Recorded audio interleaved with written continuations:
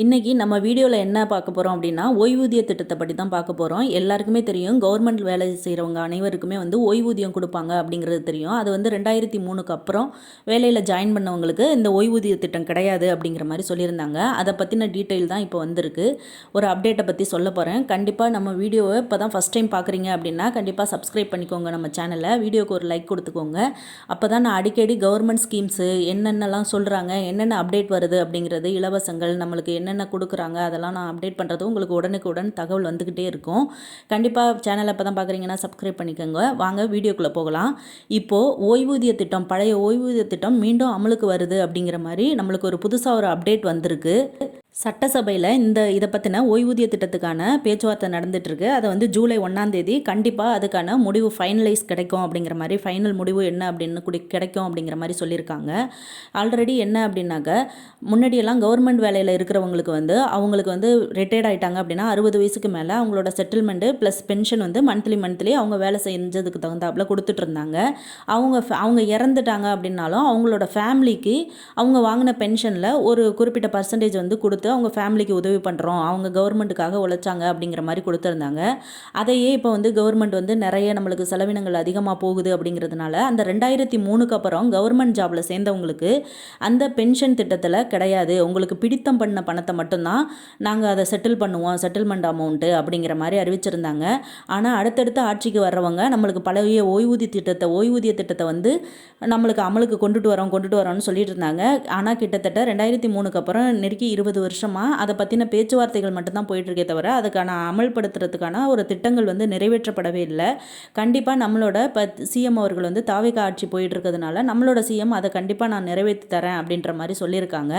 அதுக்கு முன்னாடி எல்லாத்தையுமே நம்மளை கவர்மெண்ட்டில் உள்ள ரூல்ஸ் அண்ட் ரெகுலேஷன்ஸ்லாம் தெரிஞ்சுக்கிட்டு அதை சரி பண்ணிவிட்டு மற்ற இந்த மகளிர் உரிமை திட்டம் 2500 ரூபா, இந்த ஓய்வூதிய திட்டம், இதுக்கெல்லாம் எல்லாத்துக்குமே ஒரு முடிவு பண்ணிடலாம் அப்படிங்கிற மாதிரி பேசியிருக்காங்க. நம்ம ஜெயலலிதா அம்மா ஆட்சியிலையும் அதை நிறைவேற்றலை, நம்மளோட கலைஞர் ஆட்சியிலையும் அதை நிறைவேற்றலை. இப்போ தாவேகால நாங்கள் இதுக்கு ஃபைனலைஸ் பண்ணி முடிவு பண்ணுறோம், பழைய ஓய்வூதிய திட்டத்தை கண்டிப்பாக கொண்டு வர்றோம் அப்படிங்கிற மாதிரி சொல்லியிருக்காங்க. அதில் என்ன அப்படின்னு பார்த்தீங்கன்னா, சென்னை பழைய ஓய்வூதிய திட்டம் உள்ளிட்ட அரசு ஊழியர்களின் கோரிக்கைகளை உடனே நிறைவேற்ற வேண்டும். 2021 வாக்குறுதியளித்த ஆட்சிக்கு வந்த திமுக அரசு 2026 சட்டசபை தேர்தலுக்கு சில மாதங்கள் முன்பு tops Tamil Nadu old pension scheme என்ற திட்டத்தை 2026 ஜனவரி முதல் அமல்படுத்துவதாக அறிவித்தது. ஆனால் இதுவரை விதிகள் வகுக்கப்படவில்லை. இதனால் கட்டாய ஓய்வு பெறுபவர்களும் ஓய்வு பெற விருப்பப்படுபவர்களும் பணப்பலன்களின்றி மிகுந்த மன உளைச்சலினால் உள்ளனர் என்று தமிழக வாழ்வுரிமை கட்சி தலைவர் தி. வேல்முருகன் கோரிக்கை வைத்துள்ளார் அப்படின்னு நம்ம திமுக ஆட்சியில் சொல்லியிருந்தாங்க. பட் அவங்க ஆட்சிக்கு வரலை, நம்ம தாவேகா தான் ஆட்சிக்கு வந்திருக்காங்க. இவங்க தான் இதை இப்போ நிறைவேற்றணும் அப்படிங்கிற மாதிரி கோரிக்கை வச்சுருக்காங்க அப்படின்னு சொல்கிறாங்க. கண்டிப்பாக இந்த கோரிக்கையை நம்ம ஜூலையில் நிறைவேற்றிடுவோம். இந்த பென்ஷன் திட்டத்தை கண்டிப்பாக நம்மளுக்கு ஜூலை மந்தில் நம்ம நிறைவேற்றி அதுக்கான வழிவகைகளை செய்து அதுக்கு என்னென்ன செய்யணும் அப்படிங்கிறத செஞ்சிடலாம் அப்படிங்கிற மாதிரி நம்ம தாவேகா ஆட்சியில் சொல்லியிருக்காங்க. இந்த கோரிக்கை ஆனால் ஆல்ரெடி திமுக ஆட்சியில் தான் கொடுத்துருந்தாங்க. இதை இப்போ கோரிக்கையை நாங்கள் நிறைவு பண்ணுறோம் அப்படிங்கிற மாதிரி திமுக ஆட்சி நம்மளோட தாவேகா ஆட்சியில் சொல்லியிருக்காங்க. அடுத்து தமிழக வாழ்வுரிமை கட்சி தலைவர் தி. வேல்முருகன் வெளியிட்டுள்ள அறிவிப்பில் கூறுகையில், அரசின் முதுகெலும்பாக திகழும் அரசு ஊழியர்களின் கோரிக்கைகளை எவ்வித நிபந்தனையுமின்றி நிறைவேற்றினால் அரசு இயந்திரம் சரியான திசையில் இயங்கும். எனவே பழைய ஓய்வூதிய திட்டத்தை அமல்படுத்த வேண்டும்.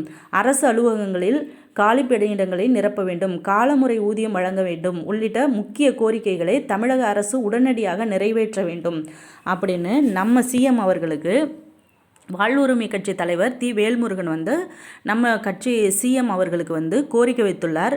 ஆனால் அவங்க சொல்கிறது போலவே நிறைய இளைஞர்கள் படிச்சுட்டு, நிறைய பட்டப்படிப்பு படிச்சுட்டு வெயிட் பண்ணுறாங்க, நிறைய காலியிடமும் இருந்துகிட்ருக்கு, அதையும் ஃபில் பண்ணாமல் இருக்காங்க அப்படிங்கிற மாதிரி எதிர்க்கட்சி தரப்புலேருந்து நிறைய பேர் அதை கோரிக்கை வச்சுட்டே இருக்காங்க.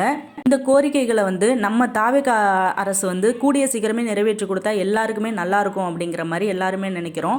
ஏன்னா இதுவரையும் ஆட்சி செஞ்சவங்க எந்த ஆட்சியாக இருந்தாலும் கலைஞர் ஆட்சியிலையும் அம்மா ஆட்சியிலையும் எதையுமே அவங்க ஃபுல்லாகவே நம்மளுக்கு ஃபில் பண்ணலை. நம்ம அரசு இடங்கள் நிறைய காலி பணியிடங்கள் இருந்துச்சு. இன்னொன்று நிறைய சேலரி கொடுத்து 4 பேர் 5 பேரை வேலையில் வைக்கிறதுக்கு பதிலாக ஒரு 4 பேருக்கு அந்த சேலரியை பிரித்து கொடுத்து வேலையில் கொடுக்கலாம் அப்படிங்கிற மாதிரியும் பேச்சுவார்த்தைகள் ஒரு பக்கம் நடந்துகிட்ருக்கு. அது என்ன பண்ணுறாங்க தாவேகா ஆட்சியில், அதை நாங்கள் நிறைவேற்றி தரோம் அப்படிங்கிற மாதிரியும் சொல்லியிருக்காங்க. இன்னொரு விஷயம் என்ன அப்படின்னா, 2003ஆம் ஆண்டு ஏப்ரல் 1ஆம் தேதி முதல் தமிழ்நாட்டில் பழைய ஓய்வூதிய திட்டம் ரத்து செய்யப்பட்டு பங்களிப்புடன் கூடிய புதிய ஓய்வூதிய திட்டம் என்பிஎஸ் சிபிஎஸ் அமல்படுத்தப்பட்டது. தற்போது மொத்த அரசு ஊழியர் மற்றும் ஆசிரியர்களில் சுமார் 70% பேர் இந்திய புதிய திட்டத்தின் கீழ் பணியாற்றி வருகின்றனர். இதில் 7864 பேர் பணியில் இருக்கும்போதே பல்வேறு காரணங்களால் இறந்துள்ளனர். 45,625 பேர் ஓய்வு பெற்றுள்ளனர். இதில் அவங்க என்ன கோரிக்கை வச்சுருக்காங்க அப்படின்னா, 7,864 பேர் பணியில் இருக்கும்போதே பல்வேறு காரணங்களால் இறந்திருந்தாங்க அப்படின்னாக்கா ஓய்வூதியத்தில் அவங்க பாதி ஃபேமிலிக்கு செட்டில் பண்ணணும் அப்படிங்கிறது ஃபஸ்ட்டு இருந்த விதிமுறையை அதை நிப்பாட்டினதுனால இவங்கெல்லாம் லாஸ்ட்டில் போயிடுச்சு அப்படிங்கிற மாதிரி சொல்லியிருக்காங்க. இன்னொரு விஷயம், 45,625 பேர் ஓய்வு பெற்றுள்ளனர். இவங்க ஓய்வு பெற்றவங்க அனைவருக்குமே ஓய்வூதிய திட்டம் இல்லாமல் அவங்க இருக்கிறாங்க. கவர்மெண்ட் வேலை செஞ்சோம் அந்த ஓய்வூதிய திட்டம் இல்லாமல் இருக்கிறாங்க அப்படிங்கிற மாதிரி இந்த கோரிக்கையில் வச்சுருக்காங்க. ஆனால் இன்னமுமே பாதி பேர் பணியில் இருந்துட்டு தான் இருக்காங்க. அந்த 2003க்கு அப்புறம் வேலை செஞ்சவங்க நம்மளுக்கு ஓய்வூதியம் கிடையாது அப்படின்ற மாதிரி இருந்துகிட்ருக்காங்க. அதுக்கான கோரிக்கைகளை சொல்லிகிட்டே வந்துட்டுருக்காங்க. அதை என்னென்ன அமல்படுத்த போகிறாங்க அப்படிங்கிறதையும் நம்ம பார்ப்போம். பழைய ஓய்வூதிய திட்டத்தில் ஊழியர்களிடமிருந்து 12% பிடித்தம் செய்யப்பட்டு அதே அளவு தொகையை அரசு பங்களிப்பாக செலுத்தும் அவசர தேவைக்கு அந்த நிதியிலிருந்து தொகை எடுக்கும் வசதியும் இருந்தது.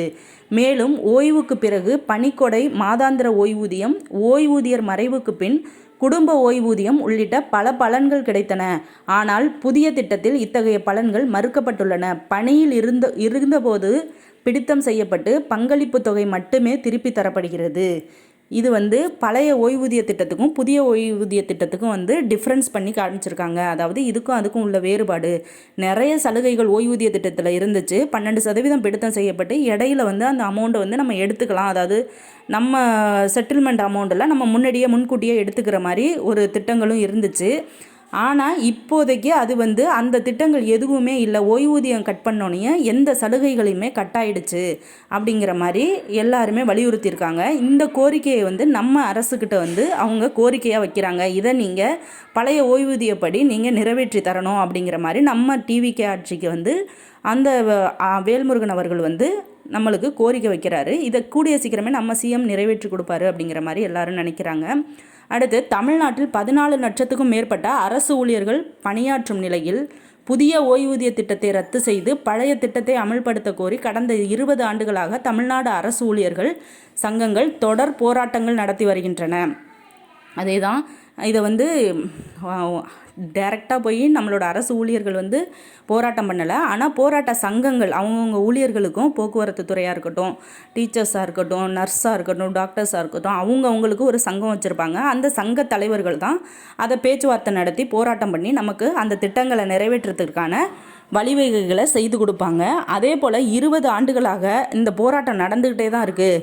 பட் எங்களுக்கு அந்த கோரிக்கை நிறைவேறலை அப்படிங்கிற மாதிரி சொல்லியிருக்காங்க. இப்போது இந்த டிவிகே ஆட்சியில் இதை நாங்கள் செய்து தருவோம் அப்படிங்கிற மாதிரி இவங்க உறுதி கொடுத்துருக்காங்க அப்படிங்கிறதையும் சொல்லியிருக்காங்க. அரசு ஊழியர்களுக்கு கண்டிப்பாக ஓய்வூதிய திட்டம் அப்படிங்கிறது எதிர்பார்க்கப்படுற ஒன்று தான் எல்லாருக்குமே. அது இல்லை அப்படிங்கும்போது அது நிறைய கவலைகளும் அவங்க கஷ்டத்துலையும் இருக்காங்க. ஆனால் அதை நீங்கள் செய்து கொடுக்கணும் அப்படின்னு கோரிக்கை வச்சதை ஏற்றுக்கிட்டாங்க டிவிகே ஆட்சி. 2011 அதிமுக, 2016 மற்றும் 2021 திமுக தலைமையிலான அரசுகள் பழைய ஓய்வூதிய திட்டத்தை அமல்படுத்துவதாக வாக்குறுதி அளித்தன. 2011 வாக்குறுதியை நிறைவேற்றுவதற்காக ஜெயலலிதா அரசு ஒரு குழுவை அமைத்தது. அந்த குழு ஜெயலலிதா மறைவுக்கு பிறகு அப்போதைய முதலமைச்சர் பழனிசாமியிடம் அறிக்கை சமர்ப்பித்தது. ஆனால் அந்த அறிக்கையில் என்ன இருந்தது என்பது இதுவரை வெளியாகவில்லை. நம்மளோட ஜெயலலிதா அம்மா அவர்கள் ஆட்சி பண்ணாங்க. அவங்க இறந்ததுக்கப்புறம் அது அப்படியே எல்லாமே தலைகீழாக மாறிடுச்சு. நம்ம எல்லாருக்குமே தெரியும் நம்மளோட கவர்மெண்ட் எப்படி இருந்துச்சு, அவங்க இறந்ததுக்கப்புறம் என்னென்னலாம் மாறுனுச்சு, என்னென்னலாம் நடந்துச்சு அப்படிங்கிறது நம்ம எல்லாருக்குமே தெரியும். அதனால் இந்த ஓய்வூதிய அறிக்கை இதுவரையும் அது என்ன இருந்துச்சு, என்ன எழுதியிருந்தாங்க அப்படிங்கிறது கூட யாருக்குமே தெரியாமல் போயிடுச்சு அப்படிங்கிற மாதிரி சொல்கிறாங்க.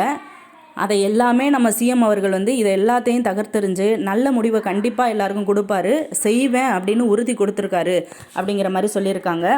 இதுபோல் நம்ம அரசு திட்டங்கள், அரசு சலுகைகள் என்னென்னலாம் சட்டசபையில் பேசுகிறாங்க அப்படின்னு உடனே தெரிஞ்சுக்கணும் அப்படின்னா சேனலை இப்போ தான் ஃபஸ்ட் டைம் பார்க்குறீங்கன்னா கண்டிப்பாக சப்ஸ்கிரைப் பண்ணிக்கோங்க, பெல் ஐக்கானை கிளிக் பண்ணிக்கோங்க. அப்போ தான் நான் அப்டேட் பண்ணுற வீடியோ உடனே உங்களுக்கு வந்து சேரும்.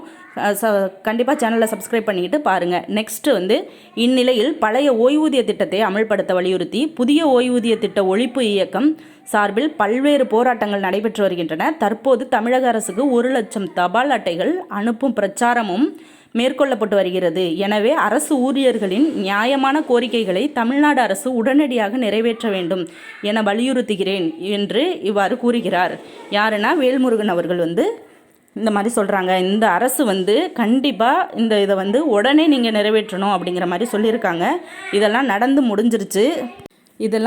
முடிஞ்சிருச்சு. இந்த தகவலை தான் நான் உங்களுக்கு சொல்கிறேன். அவங்க பிரச்சாரம் பண்ணுறாங்க. எல்லாருமே ஊழியர்கள்லாம் நியாயமான கோரிக்கைகளை தமிழ்நாடு அரசு உடனடியாக நிறைவேற்ற வேண்டும் அப்படின்னு சொல்கிறாங்க. பழைய ஓய்வூதிய திட்டத்தை ஒழிச்சிட்டு புதிய ஓய்வூதிய திட்டத்தை கொண்டுட்டு வரணும் நீங்கள் அப்படின்னு அந்த அமைச்சர் வந்து கோரிக்கை வச்சுருக்காங்க. இதை வந்து நாங்கள் நிறைவேற்றி தர்றோம். ஜூலை 1ஆம் தேதிக்கு அப்புறம் சட்டசபையில் இதை பற்றி பேசுவோம். இதுக்கான முக்கியமான அறிவிப்புகள் வெளியாகும் அப்படிங்கிற மாதிரி நம்மளோட சிஎம் அவர்கள் கொடுத்துருக்காங்க. கூடிய சீக்கிரமே இதுக்கான வழிகளை சொல்லுவாங்க. பென்ஷன் திட்டம் கூடிய சீக்கிரம் பழைய ஓய்வூதிய திட்டம் நடைமுறைக்கு வரும் அப்படின்னு எல்லாருமே சொல்லியிருக்காங்க. அதே போல் இன்னொரு விஷயம் என்ன அப்படின்னாக்கா, நம்மளுக்கு 60 வயதுக்கு மேற்பட்டவங்களுக்கு வந்து கவர்மெண்ட்டே ஆண் குழந்தைங்க இல்லாத வயசானவங்களுக்கு வந்து பென்ஷன் கொடுக்குறதையும் அதே சட்டசபையில் வந்து நாங்கள் நிறைவேற்றுவோம் அப்படிங்கிற மாதிரியும் சொல்லியிருக்காங்க.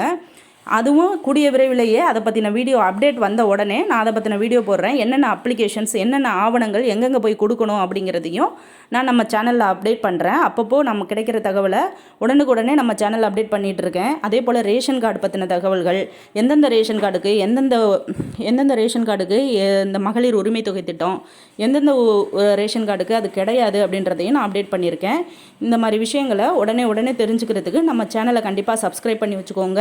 பக்கத்தில் இருக்க பெல் ஐக்கானையும் கிளிக் பண்ணி வச்சுக்கோங்க. அப்போ தான் நான் போடுற வீடியோ வந்து உடனுக்குடனே உங்களுக்கு அப்டேட் ஆகும். வீடியோவை பார்த்துட்டு என்னென்ன ஆவணங்கள்லாம் தேவைப்படுது அப்படிங்கிறத பார்த்து தெரிஞ்சுக்கோங்க. Okay, thank you.